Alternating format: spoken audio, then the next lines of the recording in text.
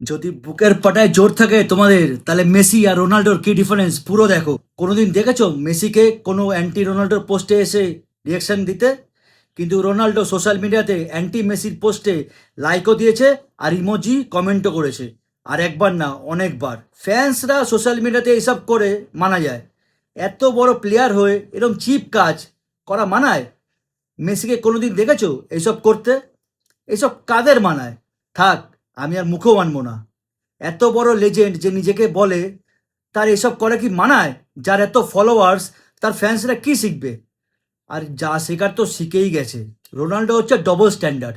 একবার এক কথা, আবার ঘাপ করে কথা চেঞ্জ। প্রথমে বলেছিল ব্যালেন্ডোর ওর কাছে বড়, তারপর যখন মেসির কাছে ওর থেকে বেশি ব্যালেন্ডর হলো, তখন গোল্ডেন বুটকে গুরুত্ব দেওয়া শুরু করলো। বললো গোল্ডেন বুট তো বেশি গোল করে যেতে যায়, ব্যালেন্ডোরের মতন ভোট দিয়ে তো না। সেটাও যখন মেসি রোনাল্ডোর থেকে বেশি জিতে গেল, তখন ওয়ার্ল্ড কাপকে সেরা বলা শুরু করলো। যতদিন না মেসি ওয়ার্ল্ড কাপ পেয়েছে। মেসি যখন ওয়ার্ল্ড কাপ পেয়েছে, তখন রোনাল্ডোর কাছে ওটা 6-7টা ম্যাচের একটা টুর্নামেন্ট হয়ে গেল।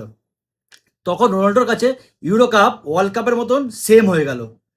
ভাই, এত ইনসিকিউরিটি কমপ্লেক্স কিসের? ইউরো কাপ শুধু ইউরোপিয়ান টিমসদের মধ্যে হয়, আর ওয়ার্ল্ড কাপে পুরো দুনিয়ার টিম পার্টিসিপেট করে। আর এখন ক্যারিয়ারের শেষ মুহূর্তে এসে আই অ্যাম ব্যাক বলে কি প্রমাণ করাতে চাও সবাইকে?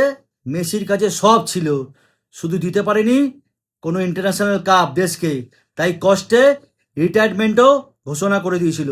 কিন্তু ফ্যান্সদের আর টিমের প্লেয়ার্সদের ডাকে ফিরে এসে দুবার কোপা আমেরিকা, একবার ফাইনালিজিমা আর একবার ওয়ার্ল্ড কাপ দিয়েও কি আই এম ব্যাক বলেছে? একজন সব কিছু দিয়ে চুপ থাকে, আর একজন কিছু দেওয়ার আগেই অনেক কিছু বলতে থাকে। মানুষের সামনে চিল্লিয়ে নিজের গ্রেটনেস প্রুফ করা যায় না, আর ওটা করলে এরমই হয়।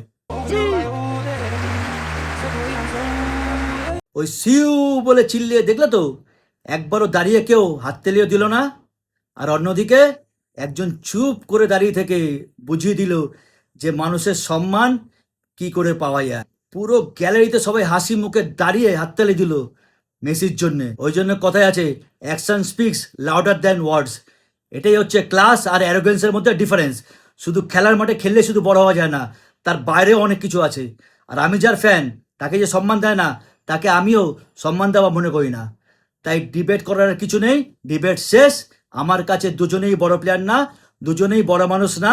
আমার কাছে একজনই গোট, সেটা হলো লিওনেল অ্যান্দ্রেস মেসি।